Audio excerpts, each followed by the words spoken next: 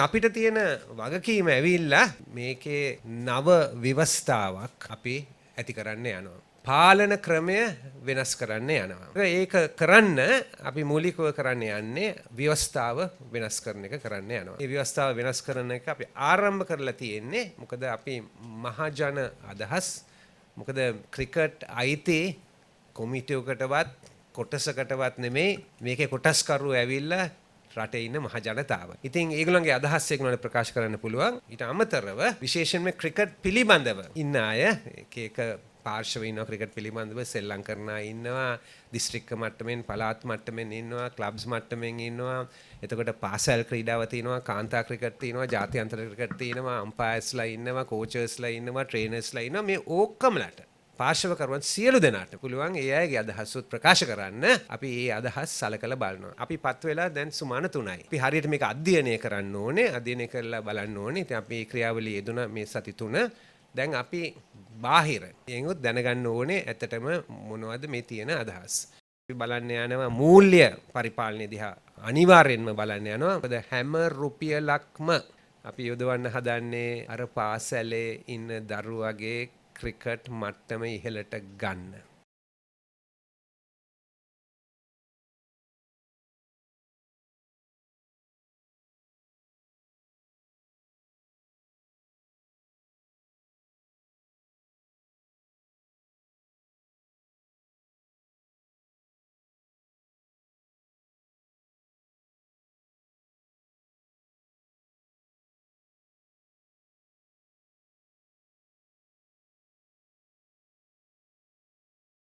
මම ගැරි කර්ස්ටන්ගෙන් ඇහුවහමත් එයා කිව්වේ ප්ලේයර් ටැලන්ට් එකේ අඩුපාඩුවක් නැහැ. එයා කියන්නේ ක්‍රීඩාවේ තියෙනවනේ අංශ තුනක් fitness, player skill and the mental side. ඒ තුන හරියට වැඩ කරනවා නම් ඔක්කොම වැඩ කරනවා. ඉතින් අපි ඒක ගැන තමයි දැන් ફોකස් කරලා බලන්නේ කොහොමද මේ සිටුේෂන් එක ඉම්ප්‍රූව් කරන්න කියලා. ඒක වුණාම මට හිතෙනවා අපේ ක්‍රීඩාවේ වෙනසක් ඔයගොල්ලන්ට පේන්න පුළුවන්. අනිත් එක තමයි under 19 coaching. මට හිතන්නේ ඒක තමයි තියෙන ලොකු ප්‍රශ්නයක්. ප්‍රශ්නයක් කියන්නේ කෝචර්ස්ලාගේ ප්‍රශ්නයක් නෙවෙයි. අපි ඇඩ්මිනිස්ට්‍රේෂන් එකක් හැටියට ඒ කෝචර්ස්ලාට එක්ස්පෝෂර් එක දීලා නැහැ. එක්ස්පීරියන්ස් එක මදි. ඒගොල්ලොන් එක්සෑම් එකක් පාස් කරලා කියනවා මම උදාහරණයක් දෙන්නම්. මම ඉස්කෝලේ වලට ගිහින් දිනවා. ඒගොල්ලෝ කියන්නේ ෆෝවර්ඩ් ගහන්න මෙහෙමයි කියලා. ඉතින් මං අහන ඇයි මෙහෙම ගහන්නේ? ඇයි මෙහෙම ගහන්න බැරි? උත්තරයක් නැහැ. ඒක නැත්තේ අර ඕල් රවුන්ඩ් එක්ස්පෝෂර් එක නැති හින්දායි. අපි හදන්නේ අන්ඩර් 19 එකෙන් පටන් ගන්න එතනින් උඩටයි එතනින් පල්ලෙහාටයි ඒ එක්ස්පෝෂර් එක දෙන්නේ. අපිට ගොඩාක් ප්‍රශ්න කියලා තියෙනවා. අපි මීටින්ග්ස් දෙකක් තිබ්බා. එන සුමාන වෙනකොට ඒක ගැනත් අපි තීරණ ටිකක් අරගෙන ක්‍රමවේදය වෙනස් කරන්නයි හදන්නේ. අර චිත්‍රසරි කොන්ස්ටිටියුෂන් එක ගැන ගොඩාක් අය කල්පනා කරා, ප්ලේයර්ස්ලා කන්ට්‍රිබියුට් කරා, ගොඩක් තිබ්බා. හැබැයි දැන් මේ කමිටුවෙන් හදන්නේ ඒක නිකන් බේස් එකක් හැටියට තියාගෙන තවත් අලුත් අදහසුත් අරගෙන නව ව්‍යවස්ථාවක් දෙන්න. ඒක තමයි අපි හිතාගෙන ඉන්නේ කොහොම හරි මාස 3න් 4න් කරලා පාර්ලිමේන්තුවට ඉදිරිපත් කරන්න ඕන කියලා. ඉතින් ඊට වඩා හොඳ වෙනවා මිසක් පල්ලෙහාට යන්න බෑ. සමාජ මාධ්‍යයේ ආගම ගැන යම්කිසි දේවල් සඳහන් වෙලා තිනවා කියලා. මොකද මම සාමාන්‍යයෙන් මේ වලට උත්තර දෙන්නේ නැහැ. කවුරුහරි ප්‍රශ්නයක් මතකවලත් තමයි උත්තර දෙන්නේ. මම පාසලේ හිටියා. හොඳ පාසලට ගියේ නම කියන්නේ නැහැ. හරිද? ළමයි 35ක් පන්තියේ හිටියා. මට විතරයි බෞද්ධ නොවන පියෙක් හිටියේ. මම මේ පාසලේ ප්‍රධාන ශිෂ්‍ය නායකයා වුණා. මේ ප්‍රශ්නෙට අමනාප වෙන්නේ මගේ පාසලේ සහෝදරයෝ. මේ පාසලට අමනාප වෙන්නේ මගේ බිරිඳගේ පවුල. මොකද මගේ බිරිඳ උඩරට බෞද්ධ පවුලකින් විශාඛ විද්‍යාලේ ප්‍රධාන ශිෂ්‍ය නායිකාව. මම නෙමෙයි අමනාප වෙන්නේ ඔය ප්‍රශ්නවලට. ඒගොල්ලන් අමනාප වෙන්නේ. මම බැංකුවක් හැදුවා. ඔය චෝදනාව කවදාවත් ආවේ නැහැ. ලංකාවේ ජාතික සංවර්ධන බැංකුවේ ප්‍රධානියා වුණා. ඔය චෝදනාව කවදාවත් ආවේ නැහැ. මම ඉක්ටා එක හැදුවා. තොරතුරු තාක්ෂණ ආයතනය රජයට. ඔය චෝදනාව කවදාවත් ආවේ නැහැ. මම මේ රටේ රාජ්‍ය ව්‍යාපාරවල ඇමති කෙනෙක් හැටියට හිටියා, උප ඇමති කෙනෙක් හැටියට හිටියා. ඔය චෝදනාව ආවේ නැහැ. මම මුදල් රාජ්‍ය ඇමති වෙලා හිටියා. ඔය චෝදනාව කවදාවත් ආවේ නැහැ. ක්‍රිකට් ගැන මේක.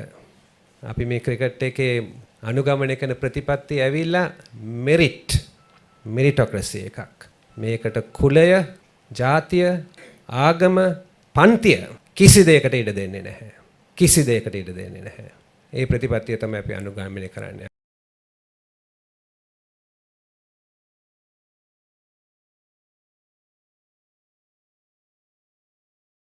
සභාපතිතුමා ඔබතුමා දැන් කිව්වා මේ පාර්ලිමේන්තුවට දානවා කියලා මේ මනත. දැන් මීට කලිනුත් ඔය රොෂාන් රණසිංහ ඇමතුමා ඉන්න කාලේ ඔය වගේ කතාවක් ගියා. එතකොට ICC එක බෑ කියලා තිබ්බා. ක්‍රිකට් වලට පමණක් දාන්න බෑ. සියලු ක්‍රීඩා වලට තමයි 50ක් දානවා නම් දාන්න ඕනේ කියලා. එතකොට ICC එක මේ නියෝජිතව ආවනේ. ඔබතුමාලා මේ ක්‍රියාවලිය උන්ට දැනුවත් කළාද? ICC එකට අපි දැනුවත් කරලා තියෙන්නේ. අනිත් ප්‍රශ්නේ මේ සිද්ධාර්ථ මහත්තයාගෙන් ඔබතුමා නඩුවක් දාලා තිබ්බා ක්‍රීඩා අමාත්‍යාංශයට ක්‍රීඩා රෙගුලාසි සම්බන්ධව. දැන් මේ තනතුරට ආවම නඩුව ඉල්ලාස් කරගන්නවද? ඒක මම හිතන්නේ අපි දැන්ටම කරලා තියෙන්නේ ඔක.